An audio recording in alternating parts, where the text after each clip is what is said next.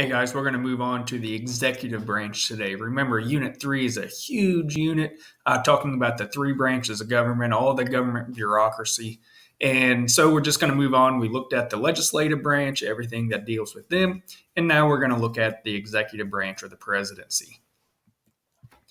You know, whenever I think of the president, I think of, the White House, Air Force One, all the pomp and circumstance like this.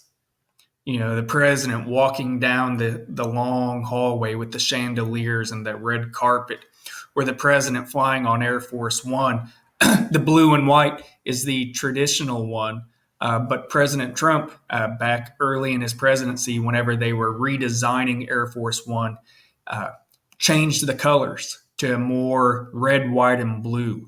But the iconic baby blue, everyone recognizes that. And we have the new 747 Air Force One that's due to come out in a couple years, I believe, 2 years, 3 years, something like that. The president on Marine One saluting the Marine at the bottom of the steps. The White House, the iconic White House. Inauguration Day, where hundreds of thousands of people show up, line the streets of D.C. To listen to the president give a speech from the steps of the Capitol building. Just all those images come up whenever I see the presidency or see the word president. Now, with the presidency, the Constitution really doesn't go into that much detail. Article 2 doesn't have that much in it whenever you look at it. So the presidency is going to be shaped by the Constitution, by the amendments 12, 20, 22, 23, 25, which we're going to look at in just a couple minutes, federal law, Supreme Court decisions, customs, and precedents. And the framers designed on purpose a limited executive, a limited president, in order to enforce or carry out the laws put in place by Congress. At first, it was a really limited office. But now we know the president is this captain, is this powerful captain of our ship.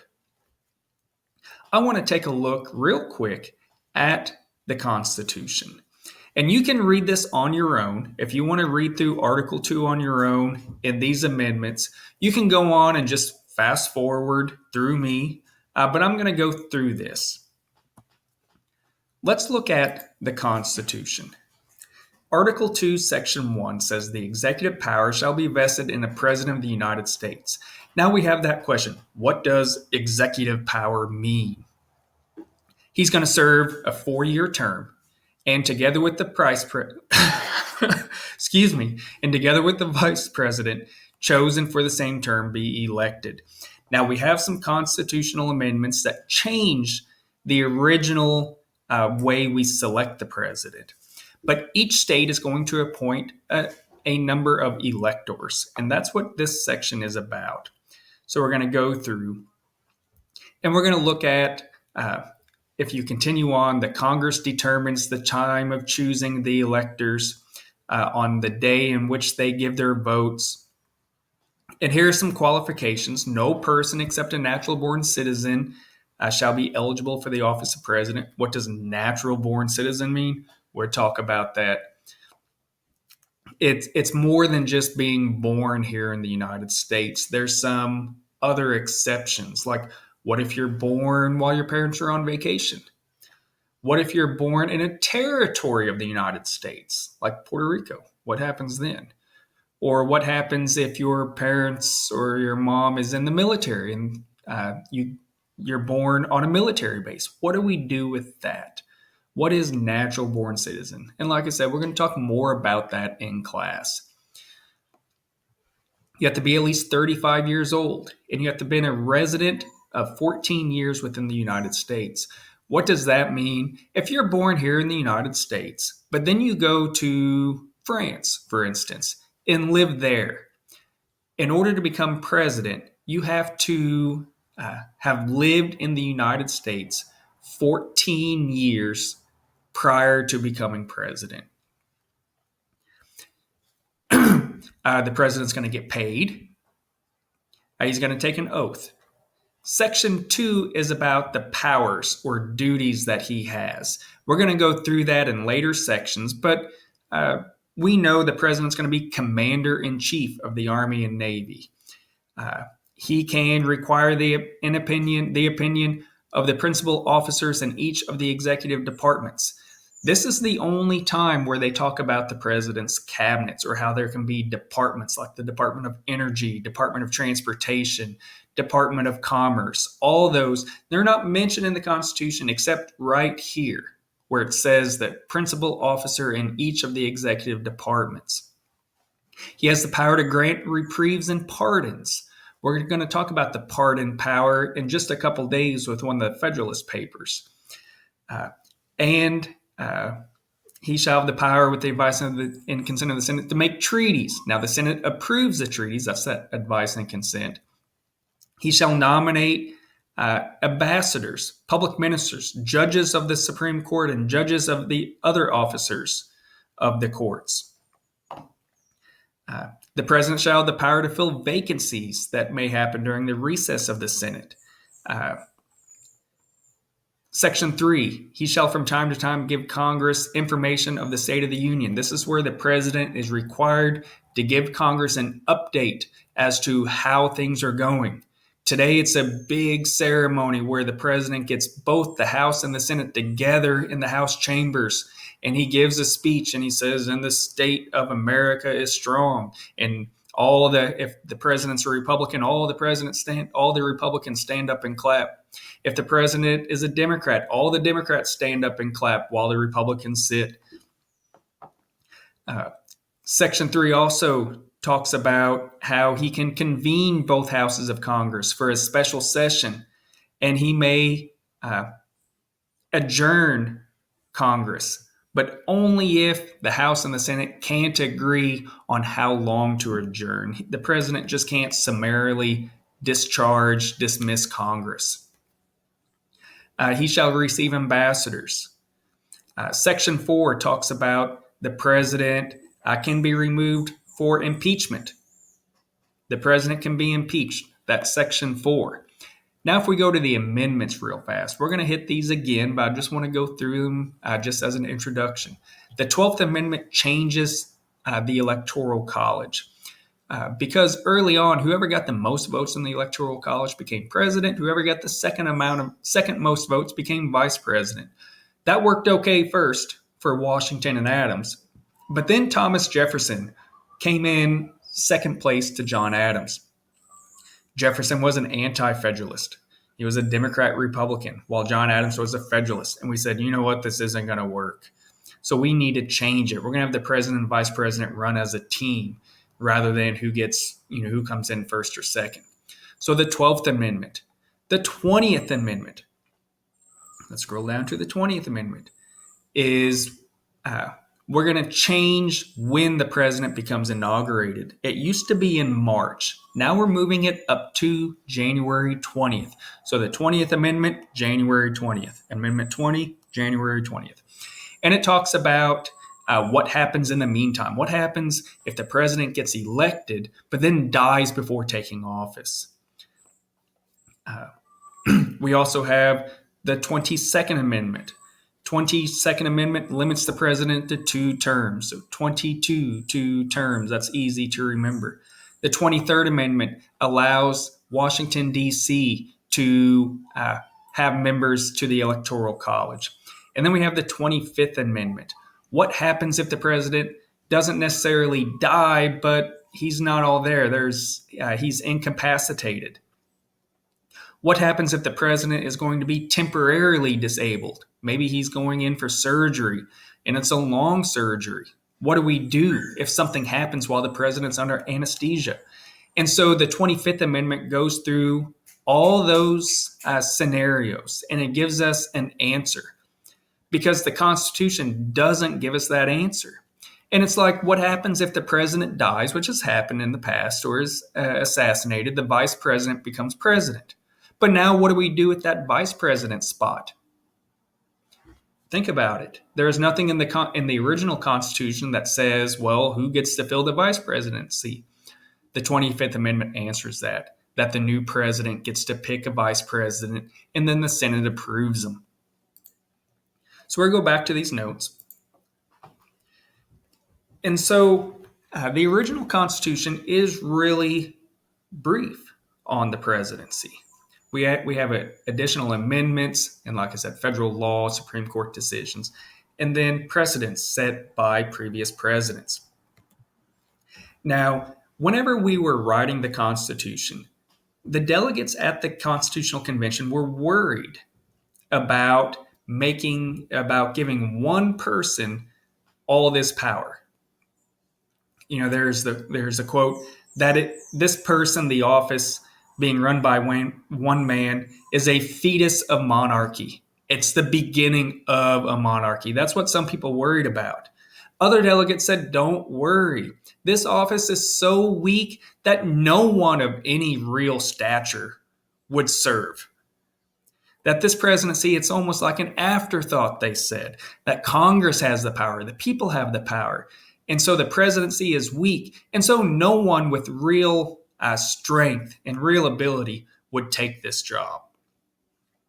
The Federalist Papers, which we've talked about before, address the power of the presidency and why it should be one person, and the pardon power and appointment power and ambassadors and all that stuff. 25 different Federalist Papers.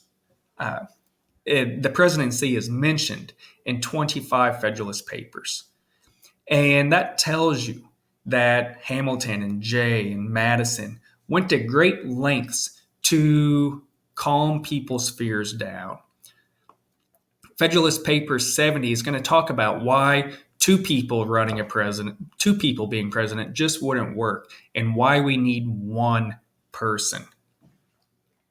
But just by looking at the 25 Federalist Papers, that must tell you that people were really concerned, or Hamilton and Madison and James felt a real need to describe exactly what the president does. Now, once again, the formal qualifications: natural-born citizen, 35 years old, and a resident for at least the 14 years prior to taking office. As I mentioned, natural-born citizen, there's all sorts of questions. But basically, natural-born, most constitutional scholars would say natural-born citizen means, are you a citizen at birth? It is the opposite of a naturalized citizen, where you are a citizen of another country and you come to the United States and get citizenship through the naturalization process. And with natural-born citizen, basically, if you're a citizen at birth, so if one of your parents is a citizen, and maybe your mom and dad are on vacation in Canada and you're born in Canada, you're still an American citizen. If you're born in a territory of the United States to American parents, you're going to be an American citizen. You're going to be a natural-born citizen. So natural-born just means, are you an American at birth? It doesn't actually have to mean you are born here in the United States in one of the 50 states. You just have to be an American at birth. But those are the qualifications. Some of the duties we went through as we flipped through the Constitution, Article 2, the President's Commander-in-Chief of the Army and Navy, which is going to kind of conflict with some of Congress's power, how Congress has the power to raise and maintain an Army and Navy, how they declare war. So you see some of the military powers are combined between the two branches. He can require the opinions of advisors and department heads, so he can have a cabinet, which we will talk about. The president has the president has the power to pardon. He has the power to appoint ambassadors and judges, to make treaties. He can recommend things, so he can unofficially propose laws. He can call a special session of Congress. He can adjourn Congress, but he can't just adjourn Congress because he doesn't like what they're doing. It's not that. It's only if the House and the Senate can't agree on how long to adjourn. How many times has a president convened a special session of Congress? About 30 times in history. Nowadays, since Congress is basically full time, that they go year round, there's really not as big of a need to call a special session or to convene Congress if they are out of session, to call them back to Washington, D.C. to meet. That's only been done about 30 times. And like I said, Congress is typically always in session or always around. And so the need to call or convene a special to convene Congress hasn't been done in about 60 years, actually closer to 70 years. We are going to do one more slide and then we will stop. The president doesn't have unlimited powers. We've talked about checks and balances before as one of the constitutional principles. And so the Constitution limits the powers of the president. The president can appoint people, but the Senate has to confirm them. The Senate has to give their advice and consent. The president can be impeached as well. So if Congress thinks he or she has committed a high crime or misdemeanor, they can be impeached. And the House starts the impeachment process. It's a simple majority vote. And then it gets sent to the Senate to have the trial. Now, in case of a presidential impeachment, the Chief Justice of the United States Supreme Court presides. Now, how much power does the Chief Justice have? Not a lot. Now, they can make rulings. They can decide whether or not evidence can be allowed or disallowed. But the Senate really has the power. The Senate can say, we are going to allow this evidence in by a vote. In order to convict someone of impeachment, including the president, it is a 2/3 vote. An impeached president cannot be pardoned.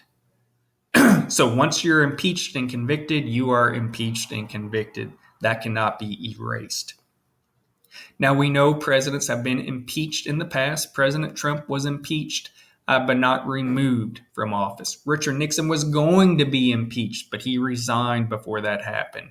Andrew Johnson was impeached, and he remained in office. No president has ever been removed from office. Several presidents have been impeached, like I said, Johnson, Trump, and Bill Clinton. Nixon was going to, but he resigned before that happened. So we're going to stop here. What we're going to be looking at next is the powers of the president, some of the explicit delegated powers of the president that the Constitution lists. But the Constitution doesn't list everything. There are some inherent powers. What does executive power mean? It's mentioned in the very first part of Article 2, the executive power shall be vested in a president. Well, what in the heck is executive power? That's what we're going to look at.